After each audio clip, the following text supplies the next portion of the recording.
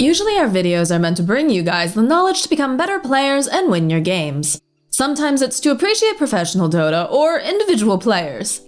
Today is different. Today we'll talk about hard support Omni Knight with a Holy Locket.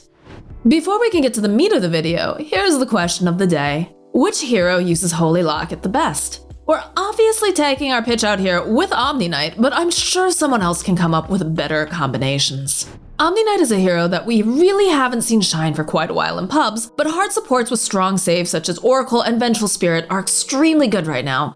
So you should follow that Omni Knight is decent as well, yet not many play it. His laning stage is poor to say the least, so you'll need to know how to handle it. Any players proficient with weak laners like Wyvern or Magnus will be right at home here, so let's see which options you have. To see a good demonstration of how it's done, we'll follow Puppey's player perspective here as he plays this pub match. In this game, he's up against Lina and CK, while his carry is Phantom Assassin. This is probably one of the strongest offlane duos in the current patch, so there isn't much he can do to fight them at all. Instead, his focus is going to be solely on blocking the hard camp from spawning and pulling the small camp as often as he can. He also wants to be able to heal and dispel PA often, so he's just gonna stock up on health regen and mangoes. We'll also buy a sentry from the gold gained from the bounty runes, presumably to block the hard camp later on. He holds his skill point until he needs to use an ability, since both his heal and dispel could be useful. His heal to secure range creeps and his dispel to save PA from taking unnecessary damage. Degen aura is not a consideration here since he never wants to be close enough to the opponents for it to be active in the first place.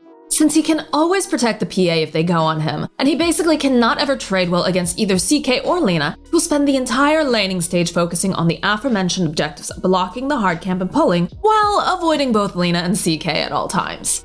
He's never going to pick a fight or trade his health unless he's forced to, and he'll often sit behind PA at the edge of his cast range, ready to save. To make the playstyle easier, the obvious choice for him is to get movement speed, so that's what he does. Saves up for his boots right away without buying anything else, including regen or magic stick. No need to buy items that make you better if you don't want to trade either way. Once he has his boots, he'll start building towards a soul ring to be able to spam his heal. Soul ring is an excellent choice for mana sustain for a variety of reasons, so I'd highly recommend it. As a side note, in some lanes where you don't need to be quite as afraid of the offlane duo, you might want to build this item first before your boots. As he levels up further, he maxes out the heal first, even though Heavenly Grace is the stronger ability for fights. This is presumably because he wants to be able to clear creep waves easier. Around 9 minutes, the enemy Leshrac rotates into their lane to grab a few kills and take their tower, so it's time for him to find something else to do besides than just sit around his PA all day. He also grabs the tome, as Omni Knight scales extremely well with levels, although this isn't strictly necessary. His overall focus is still to protect PA, so he'll spend a lot of his time defending his mid tower. Not only is this extremely useful for the team, it's also a lot of experience and farm for him. If there isn't any lane to take over, I'd recommend stacking or farming jungle camps and looking out to join bigger fights. Eventually, through farming and participating in fights, he's able to pick up a magic wand and arcane boots, which he eventually dissembles to build a Holy Locket. The key point here is that he isn't fighting all the time. He takes quite a greedy approach to supporting, but there's a method to his madness. His hero basically exists to buff up and protect his carry in fights, so why would he play the map aggressively before his carry is ready? It doesn't make any sense, so he doesn't do it. It's extremely important to note here that once the carry is fighting, he basically stops farming and is just following his team around to take part in every single fight. When this happens will differ from game to game, so communicate with your carry to make sure you're actually there when you're needed. Now that you have a good idea when to fight, let's talk a little bit about how you should fight. The main draw of your hero is Heavenly Grace, and against some lineups, Guardian Angel. Almost all of your spells have quite a low cast range, with the exception of Guardian Angel, which has a massive 1200 radius. This means you need to be in the thick of the fight, but you're relatively squishy as a support with no mobility. This not only makes you a giant target, but it almost makes your positioning difficult to say the least. You should always be behind your team, but within range so that you can cast your spells as needed. A good benchmark for how well you position yourself is how many spells you need to cast on yourself to stay alive. Your goal is to never have to heal yourself at all. Fewer, the better. A great example of an early team fight is at the 15-minute bounty runes in this game. Radiant goes to contest Dyer's ancient stack as well as the bounty runes, so a team fight breaks out.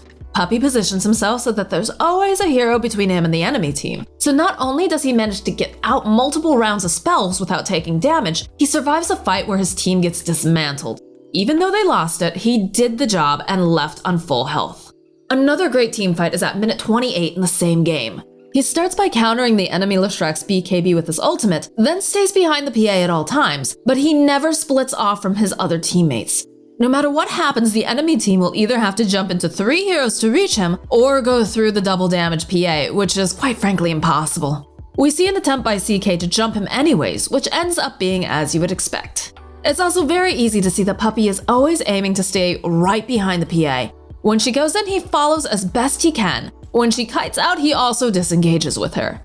He doesn't need a glimmer cape or a force staff to stay alive, merely a good sense of where he needs to be. So, was the Holy Locket really that good? Is it even necessary?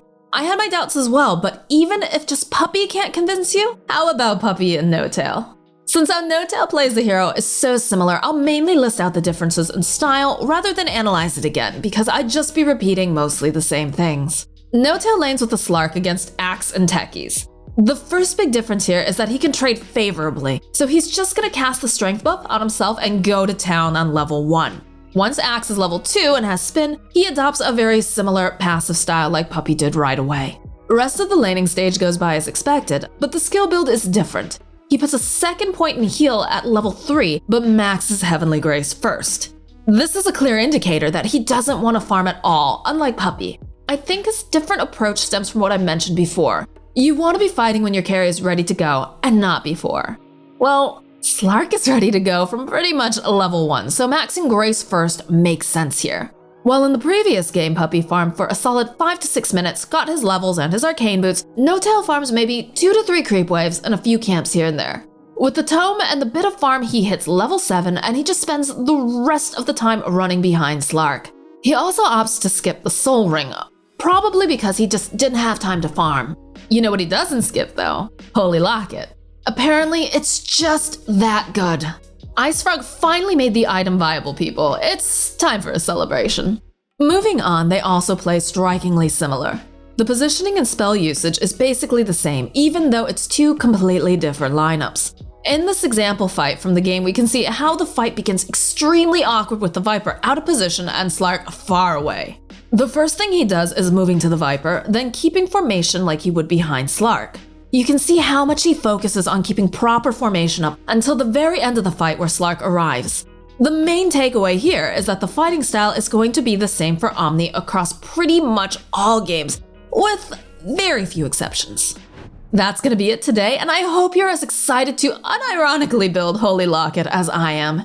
Even beyond that, Omni is a rewarding hero to learn, despite how easy it seems to pick him up. He's simple, but he's hard to execute well, so good luck out there. P.S. I'm not taking responsibility for your MMR if you start building Holy Locket in every game. You've been warned.